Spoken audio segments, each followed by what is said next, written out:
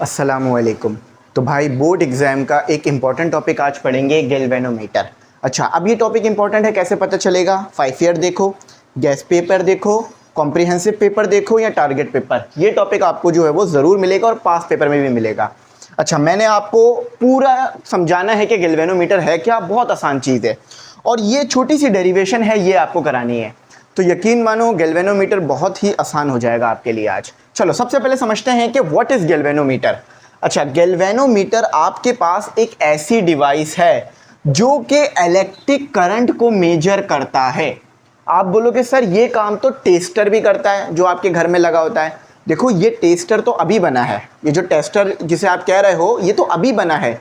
और टेस्टर सिर्फ ये बता रहा होता है कि करंट आ रहा है या वोल्टेज है, ये नहीं बता रहा होता कि कितना है। तो गैल्वेनोमीटर आपको अमाउंट बताएगा।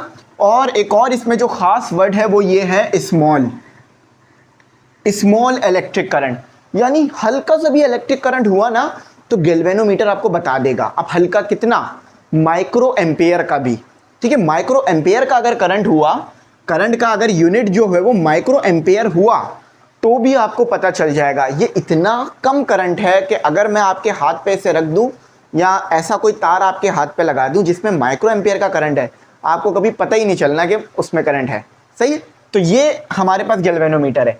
सिंपल क्या काम कर रहा है? इलेक्ट्रिक करंट को मेजर कर रहा है और बता रहा है। अच्छा, अब प्रिंसिपल क्या यूज कर रहा है इसको देखो, और डिवाइस दिखती किस तरह की है, इंस्ट्रूमेंट दिखता किस तरह का, ये भी बताता हूं। अच्छा देखो, ये जो यूज करता है वो करता है इलेक्ट्रोमैग्नेटिक इंडक्शन। इलेक्ट्रोमैग्नेटिक इंडक्शन से क्या मतलब है कि जब आपके कॉइल में करंट आएगा तो कॉइल के इर्द गिर्द मैग्नेटिक फील्ड पैदा होगी। वो मैग्नेटिक फील्ड बाहर रखे हुए मैग्नेटिक फील्ड से इंटरेक्ट करेगी और आपको पता चलेगा कि आपके पास करंट है। अब ज़रा मैं आसान लफ्ज़ों में करता हूँ और कॉन्सेप्ट के फील को लेकर आता हूँ। देखो भाई, बिल्कुल ऐसे ही डायग्राम अगर बोर्ड के पेपर में बना दोगे ना तो समझ लो दाल के ऊपर तड़का लग जाएगा और फिर आपको पता है तड़के वाली दाल मज़ेदार हो जाती है। ठीक है, चलो तो ये हो गया आपके पास आपका मैग्नेट का नॉर्थ पोल। इलेक्ट्रिक फील्ड आपको पता है नॉर्थ टू साउथ होगी। ठीक है, ये हो गया आपका साउथ पोल हो गया। अच्छा, नॉर्थ पोल साउथ पोल समझ आ गया। अब बीच में आपके पास एक कोर रखा हुआ है, एक आयरन का कोर रखा हुआ है। ठीक है, इस आयरन के कोर के ऊपर आपके पास जो है वो एक तार जो है वो लिपटा हुआ है। इसके ऊपर क्या लिपटा हुआ है? तार लिपटा हुआ है। इसी तार में से करंट पास होगा। समझ गए? इसी तार में से करंट पास होगा। अच्छा, अब इस आयरन के कोर के यहां पर हमने स्प्रिंग लगाया हुआ है। अब मैं स्प्रिंग बता देता हूं क्यों लगाया हुआ है। ये स्प्रिंग लगाया हुआ है हमने, ठीक है।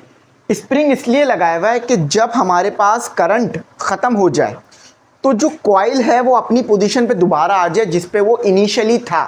अब जरा देखो आगे क्या होता है। आगे आपके पास यहां पर इस जगह पर लगी हुई होगी निडल और यहां पर आपके पास होगा स्केल। ठीक है, ये देखो यहां पर ये स्केल बना देता हूं साफ सुथरा सा बिल्कुल, ये जिस पे वैल्यू होगी 1 2 3 4 5 6 7 और ये होगा आपका इनिशियली 0 पर। ठीक है, देखो बात समझो मेरी हो क्या रहा है। ये लगी हुई आपके पास निडल, समझ रहे हो? निडल लगी हुई। अब देखो होता क्या है जरा ये समझो, यहीं पे सारा मजा छुपा हुआ है। जब करंट गुजरेगा इस कॉइल के अंदर, आपने पढ़ रखा है जब कॉइल में करंट गुजरता है तो कॉइल के इर्द गिर्द मैग्नेटिक फील्ड पैदा हो जाती है। बात पढ़ी है हमने। अब एक मैग्नेटिक फील्ड ये कॉइल की वजह से आ गई, एक मैग्नेटिक फील्ड एक्सटर्नल मैग्नेट की वजह से आ गई। जब दोनों मैग्नेटिक फील्ड आपस में इंटरेक्ट करेंगी तो क्या होगा? फोर्स जो है वो होगी और टॉर्क पैदा होगा। क्या होगा? आपका टॉर्क पैदा होगा। ये सबसे इंपॉर्टेंट वर्ड है, ये टॉर्क। ठीक है, टॉर्क पैदा होगा। इससे क्या होगा? ये आपकी जो निडल है घूमेगी, घूमकर पता चलेगा जब बहुत ज्यादा करंट होगा तो बहुत ज्यादा घूमेगी और फिर वो 7 6 इस पर आ जाएगी। थोड़ा सा करंट होगा तो 1 2 पर आ जाएगी। बात समझ में आई? हुआ क्या? हुआ ये कि कॉइल में करंट गुजरा, कॉइल में करंट गुजरा, कॉइल के इर्द गिर्द मैग्नेटिक फील्ड पैदा हुई। एक एक्सटर्नल मैग्नेट जो बाहर रखा हुआ था उसकी फील्ड और जो कॉइल में मैग्नेटिक फील्ड है वो दोनों इंटरेक्ट कर गई। तो जब इंटरेक्ट करी तो टॉर्क पैदा हुआ। टॉर्क के आने की वजह से आपकी निडल मूव कर गई तो आपको पता चल गया कि करंट है कॉइल में। अब करंट ही नहीं है कॉइल में, कॉइल में करंट नहीं है तो ये मैग्नेटिक फील्ड तो फिर भी होगी। अब देखो ये मैग्नेटिक फील्ड सिंपल गुजर जाएगी, क्यों? क्योंकि देखो आपके पास कॉइल में करंट नहीं है, कॉइल यानी ये जो कॉइल है ये मैग्नेटिक नहीं है, करंट नहीं है तो मैग्नेटिक भी नहीं है, सिंपल। अच्छा ये बात समझ आ गई। अब जरा कुछ जो है वो कंस्ट्रक्शन समझ लो। ये आपका मैग्नेट हो गया, ये कौन सा मैग्नेट हो गया? एक्सटर्नल मैग्नेट, इसको यहां पे लिख लो, ठीक है, एक्सटर्नल, ठीक है, ये आपका एक्सटर्नल मैग्नेट हो गया। ये जो मैंने बनाया था ना ये कॉइल था आपका, ठीक है, ये कॉइल था, सही है, बात समझ आ गई। स्प्रिंग, स्प्रिंग क्यों लगाया हुआ है? इसका बड़ा इंपॉर्टेंट काम है, डेरिवेशन में भी मैं इसको यूज करूंगा। स्प्रिंग इसलिए लगाया हुआ है ताकि जो आपका कॉइल करंट आने की वजह से यहां पर मूव करा है, यानी ये जो आपकी निडल मूव करी है ना, करंट जाने के बाद दोबारा अपनी पोजीशन पे आ जाए। कैसे, जरा समझो मेरी बात। आपने मोटरसाइकिल का ब्रेक देखा होगा, बाइक का ब्रेक देखा होगा, आप ब्रेक दबाते हो, जैसी ब्रेक पे से पाँव हटाते हो ब्रेक दोबारा अपनी पोजीशन पे आ जाता है। चलो और आसान एग्जांपल देता हूँ, आपने देखा होगा बॉल पेन, बॉल पेन में स्प्रिंग लगा होता है, क्यों? जैसे आप दबाते हो तो वो लॉक हो जाता है आपका बॉल पेन और फिर आप लिख लेते हो, लेकिन जैसे ही यहाँ क्लिक करते हो स्प्रिंग दोबारा उसको जो है वो बंद कर देता है, ठीक है, तो स्प्रिंग यही काम कर रहा है यहाँ भी।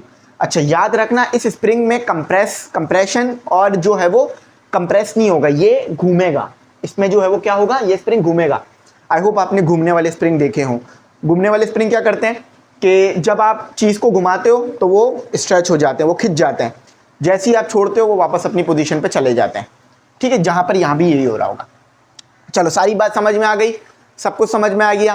पहले के दौर में ये यूज़ होता था करंट मेजर करने के लिए, अब तो बड़ी बड़ी चीज़ें आ गई हैं, ठीक है। अब आते हैं हम अपनी असल बात पर, और जो कि आप वेट कर रहे हो डेरिवेशन पर। इस डेरिवेशन को करते हैं, लेकिन ये डायरेक्ट नहीं हो सकती। अगर मैंने आपको डायरेक्ट कराई तो ये नाइंसाफ़ी वाली बात होगी। पहले ज़रा मेरी बात समझो, ये जो कॉइल नज़र आ रहा है आपको, ये कॉइल नज़र आ रहा है, यहाँ से ये कॉइल नज़र आ रहा है ना, इसको उठा के मैं यहाँ बना रहा हूँ। देखो ये हो गई आपकी मैग्नेटिक फील्ड, ये हो गई आपकी मैग्नेटिक फील्ड, ये क्या हो गए भाइयों और बहनों, मैग्नेटिक फील्ड हो गई। किस मैग्नेट की वजह से ये फील्ड आई? ये मैग्नेटिक फील्ड आपके पास आई एक्सटर्नल मैग्नेट की वजह से, नॉर्थ एंड साउथ, इन दोनों मैग्नेट की वजह से ये फील्ड आई। अब आपने टॉर्क के कॉन्सेप्ट को समझना है और कपल के कॉन्सेप्ट को समझना है, ठीक है। अच्छा अब देखो यहाँ जरा मेरी बात सुनो, इसको मेरे साथ साथ बनाते रहो ताकि समझ भी आए और फील भी आए। देखो ये कॉइल है, मैंने ऐसे रख दिया लाके। अच्छा अब लेफ्ट हैंड रूल याद रखना, फ्लेमिंग लेफ्ट हैंड रूल जो हमने पीछे पढ़ा था, इसमें से गुजरा करंट। करंट कहाँ से गुजरा? अभी तो मैंने यहाँ बना दिया था, लेकिन अब हम डिटेल में जा रहे हैं तो इसको इधर बनाओ। मैं करंट हमारा यहाँ से गुजरा, करंट की डायरेक्शन बताओ भाइयों और बहनों। करंट की डायरेक्शन आपकी ये हो गई, आगे जाएगा तो ये हो गई, नीचे आएगा तो ये हो गई, सही है। करंट की डायरेक्शन को आपने बड़ा ही ध्यान से याद रखना है। ए, ये कॉर्नर ए, ये कॉर्नर बी, ये कॉर्नर सी, सॉरी ये कॉर्नर सी, ये कॉर्नर डी। ए से बी तक आपके पास क्या आ गई? ब्रेथ। और सी से बी तक आपके पास क्या आ गई? या ए से सॉरी ये डी है बल्कि, ठीक है। और ए से डी या डी से ए क्या आ गई आपके पास? लेंथ, ठीक है। जब लेंथ और ब्रेथ को मल्टीप्लाई कराओगे तो एरिया निकल कर आएगा। आगे हम पढ़ेंगे। स्क्वायर समझ लो, स्क्वायर को स्क्वायर समझ लो, क्योंकि लेंथ मल्टीप्लाई बाय ब्रेथ ये स्क्वायर का फॉर्मूला होता है हमारे पास बेसिकली। अच्छा चलो ये बात तो समझ में आ गई। अब होता क्या जरा ये देखो, फ्लेमिंग लेफ्ट हैंड रूल को याद करो और मेरी बात सुनो। ये क्या करता है हमें? ये हमें बताता है हमारी करंट मैग्नेटिक फील्ड की डायरेक्शन, ठीक है। ये क्या बताता है? हमारी मैग्नेटिक फील्ड की डायरेक्शन।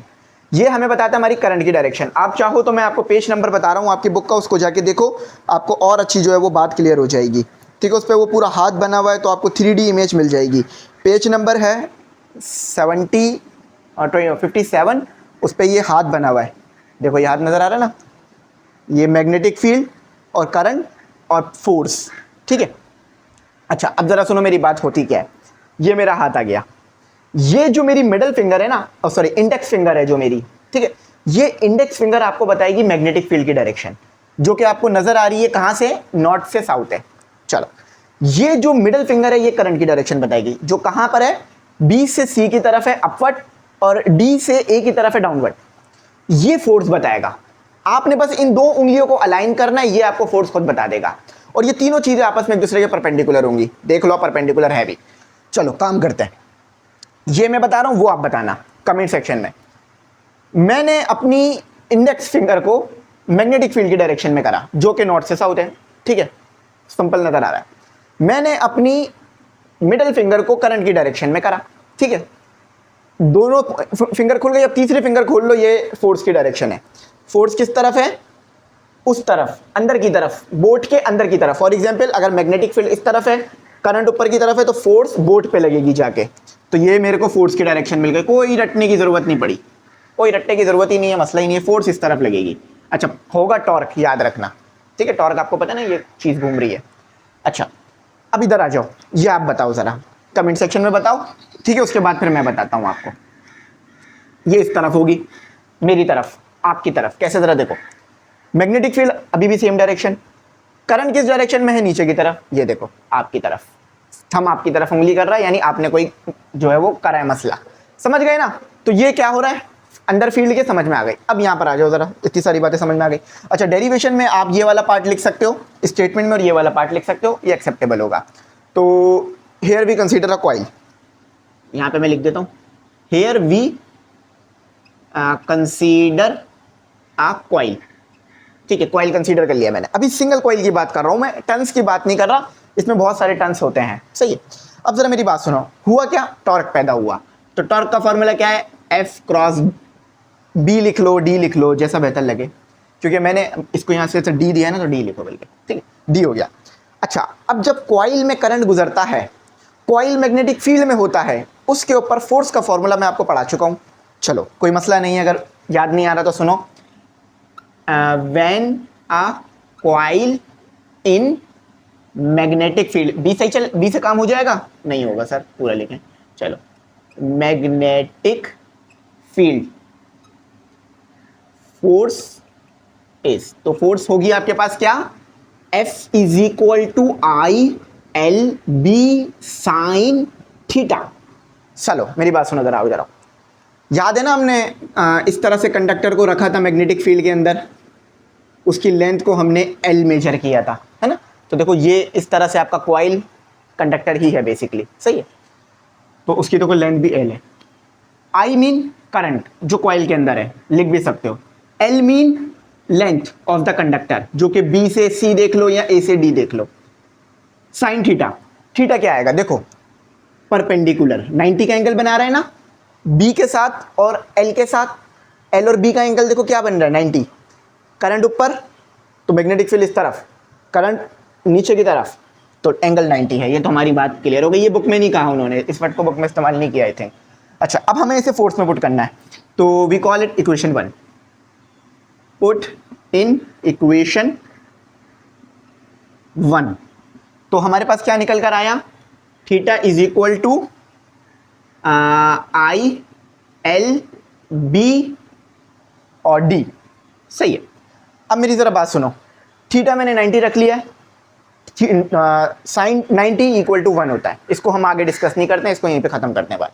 चलो अब जरा मुझे बताओ, हेयर ये क्या चीज बन गई? Here A is equal to L D, length multiply by breadth area, put above, तो torque is equal to I L B A. अच्छा, अभी आपने 1 टन के लिए काम किया ना, ये 1 टन नजर आ रहा है ना आपको, 1 टन, यू टन कह लो या 1 टन नजर आ रहा है, मगर इसमें इस तरह के 1 टन नहीं है, इसमें मल्टीपल टन्स मौजूद है। तो here for N number of turns, turns बहुत ज्यादा हैं तो फिर वो भी आपने रखना होगा। फॉर्मूला क्या निकल कर आया? टॉर्क एन आई बी ए। बहुत सारे टीचर इसे नवाब कह के बुला रहे होते हैं आसानी के लिए, आप चाहो तो कह सकते हो नवाब, निवाब, ठीक है। चलो अच्छा, अब देखो मेरी बात सुनो, अभी भी ड्राइव नहीं हुआ, अभी भी तो कोई चीज़ नहीं आई। अब मेरी बात सुनो, टॉर्क, जब टॉर्क आपके पास आ रहा है तो उस सिचुएशन में आप जरा इधर देखो स्प्रिंग को, स्प्रिंग में क्या हो रहा है और इस पॉइंटर के साथ क्या हो रहा है। आपके पास ना एक पॉइंटर है, वो ये है पॉइंटर, ठीक है, पॉइंटर ये है जो कि वैल्यू देगा बेसिकली आपको, सही है। तो पॉइंटर के साथ क्या हो रहा है, जरा पॉइंटर को देखो, पॉइंटर घूम रहा है, यानी ट्विस्ट हो रहा है। क्या हो रहा है? ट्विस्ट। तो यहां पर एक कॉन्सेप्ट आपके पास आ जाएगा, आपके पास एक कॉन्सेप्ट आ जाएगा कि टॉर्क बराबर होता है आपके पास थीटा के। कैसे, जरा देखो ना भाइयों, मैं यूं आपकी तरफ पॉइंट करा हुआ हूं मार्कर को, मैं यूं घूमा, मैंने एंगल कवर किया ना, यानी थीटा तो आ गया। अब ये के क्या है? के जो है वो टॉर्शियल कांस्टेंट है, टॉर्शनल कांस्टेंट। शायद मैं इसकी प्रोनाउंसिएशन में थोड़ा सा लफ्ज़ को अलग सही से निकाल नहीं पा रहा हूँ, लेकिन इसकी प्रोनाउंसिएशन दे सकते हो टॉर्शनल कांस्टेंट। ठीक है, ये के होता है आपके पास, ये के होता है। तो आपका जो टॉर्क है वो दो चीज़ों पे डिपेंड कर रहा है। एक तो कितना ज़्यादा ये स्प्रिंग का टॉर्शनल कांस्टेंट है।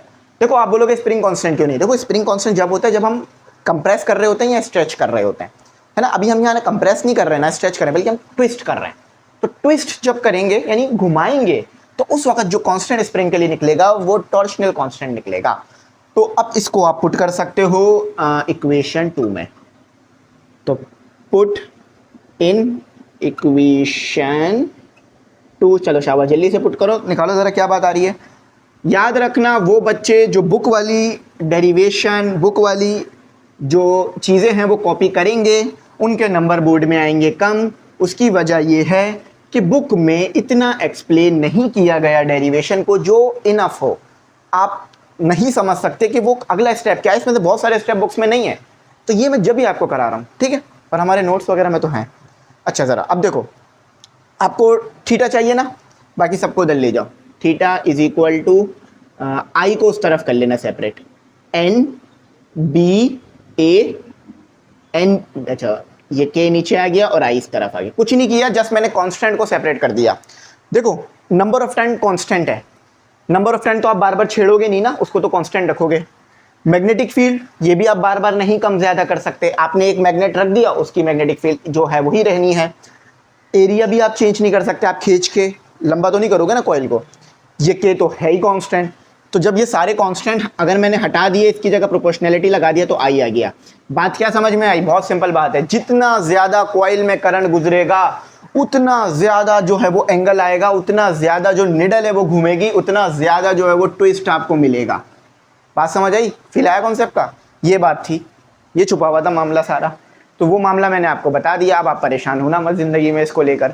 अब इस फॉर्मूले को याद रखना, ये यूज़ होता है बहुत ज़्यादा न्यूमेरिकल के लिए। आई थिंक अभी आपके न्यूमेरिकल्स में भी आएगा ये, ठीक है। तो ये हमारा बेसिक कॉन्सेप्ट था। अब थोड़ा सा हम किताबी बातें भी पढ़ लेते हैं। अब देखो, अब किताब पढ़ोगे ना, आप बोलोगे अच्छा सर ने ये बताया था, ठीक है, तो उसको भी देखना एक बार।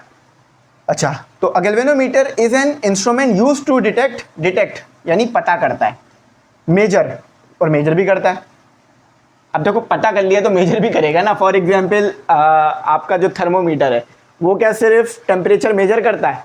पता भी तो कर रहा है ना कि टेम्परेचर ज़्यादा है, एक ही बात है। स्मॉल अमाउंट ऑफ करंट या स्मॉल इलेक्ट्रिक करंट, प्रिंसिपल क्या है? इलेक्ट्रोमैग्नेटिक इंडक्शन, यानी जब इसमें कॉइल में करंट आएगा तो मैग्नेटिक फील्ड पैदा होगी, सही है, ऐसे। और यहाँ भी लगा लो अगर ऐसे, तो ये जब दोनों मैग्नेटिक फील्ड आपस में इंटरेक्ट करेंगी, तो इनकी इंटरेक्शन की वजह से, जब यहाँ पर दोनों मैग्नेटिक फील्ड इंटरेक्ट करेंगी, तो उनकी इंटरेक्शन की वजह से आपको ऊपर कॉइल में घूमना देखने के लिए मिलेगा। अब आप बोलोगे सर आप मैग्नेटिक फील्ड क्यों कर रहे हैं? देखो अगर करंट नहीं है तो मैग्नेटिक फील्ड भी नहीं है ना, तो इसीलिए मैग्नेटिक फील्ड को ही यहाँ यूज़ कर रहे हैं बेसिकली करंट पता करने के लिए। तो when coil carrying an electric current, और अगर इलेक्ट्रिक करंट नहीं होगा, अगर आपका करंट ज़ीरो है, तो याद रखना फिर इसके साथ ये भी ज़ीरो होगा, सही है, ये भी ज़ीरो होगा। चलो आज के लिए यहीं तक रखते हैं, ज़्यादा मैंने टॉपिक को लंबा नहीं किया, 18-19 मिनट में आपके लिए ख़त्म किया। अच्छा, एक चीज़ आपने नोट करी या नहीं करी, वीडियो की क्वालिटी शायद थोड़ी बेहतर थी, लेकिन अब वो मुझे लग रहा है बेहतर है। तो कमेंट सेक्शन में अब आपकी ज़िम्मेदारी है कि आप बताओ वीडियो की क्वालिटी कैसी है। अगर वीडियो की क्वालिटी अच्छी लगे तो बेस्ट है, अगर वैसी पुरानी जैसी है तो भी बताना, और अगर कुछ कमी पेशी है या कुछ और बेहतर हो सकता है तो वो भी बताना। क्योंकि देखो मैं काम आप लोगों के लिए कर रहा हूँ, अगर आपको पसंद आएगा तो मुझे भी अच्छा लगेगा। तो इसलिए अपनी कीमती राय से मुझे ज़रूर आगाह करना, ठीक है, अपनी जो है वो कमेंट देना, फीडबैक देना। अगर कुछ ना समझ में आए तो पूछ लेना, गाइड करूँगा। थैंक्स फॉर वॉचिंग, अल्लाह हाफिज़। कीमती दुआ में ज़रूर याद रखना।